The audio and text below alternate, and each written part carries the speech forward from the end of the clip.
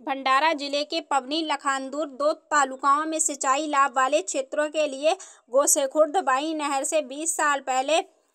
भागड़ी डिवाई नहर का निर्माण किया गया था। मंढाल के सरपंच नानाजी अडिकाने ने आरोप लगाया कि नहर का निर्माण घटिया गुणवत्ता का है और इस निर्माण में भ्रष्टाचार हुआ है और नहर के निर्माण के बाद से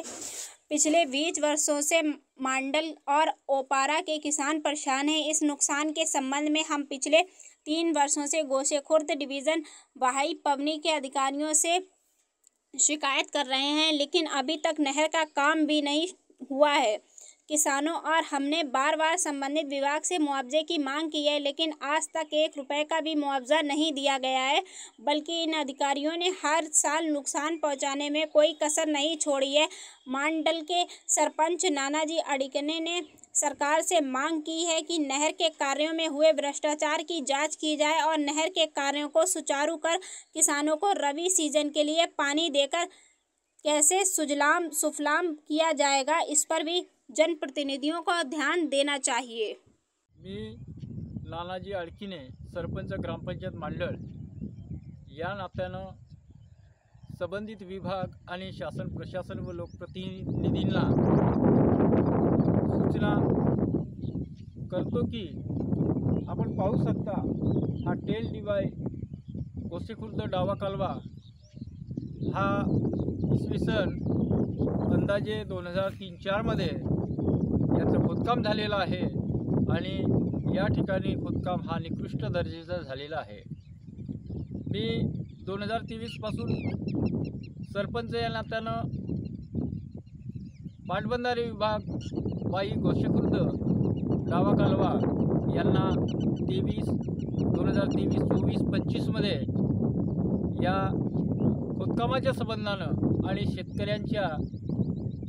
फुटलेल्या नहरामुळे नुकसान होत असल्याच्या वारंवार तक्रारी संबंधित विभागाला केलेलो आहो, तरी वारंवार संबंधित विभाग याकडे कानाडोळा करून शेतकऱ्यांची वारंवार नुकसान भरपाई स्वतः करत आहे आणि आम्ही शेतकऱ्यांच्या नुकसान भरपाईच्या संबंधानं संबंधित विभागाला विनंती आणि सूचनासुद्धा केलेल्या आहेत, पण शेतकऱ्यांची एक सदामही ते नुकसान भरपाई देण्यास तयार नाहीत आणि हा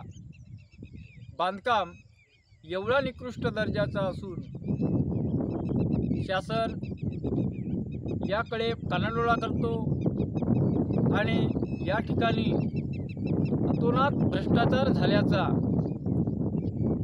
या बांधकामावरून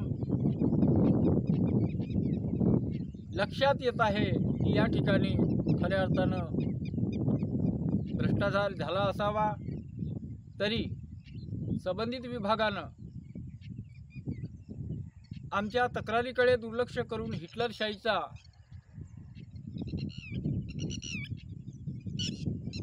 मापदंड आकारून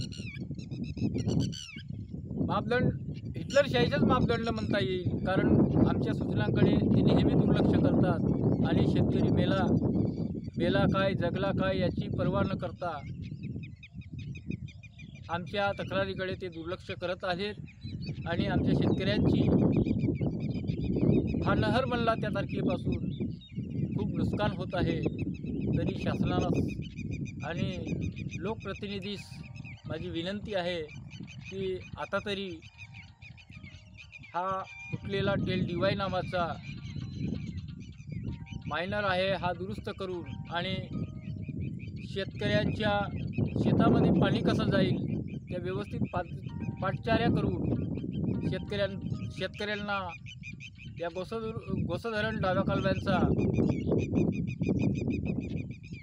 फायदा कसा होईल आणि शेतकरी सुजलाम सुफलाम कसा होईल याकडे शासन आणि संबंधित विभाग